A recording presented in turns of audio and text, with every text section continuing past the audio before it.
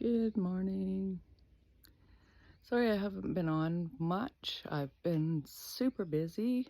I've been working and trying to keep the freeze dryer going and all my other things that I make, but been pretty darn busy.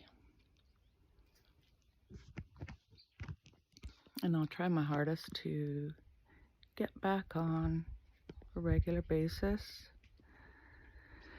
It's pretty draining, but can't have everything, I guess. And I feel so thankful of just being here at this farm. This amazing place is so amazing. And I hope you guys all have a great day.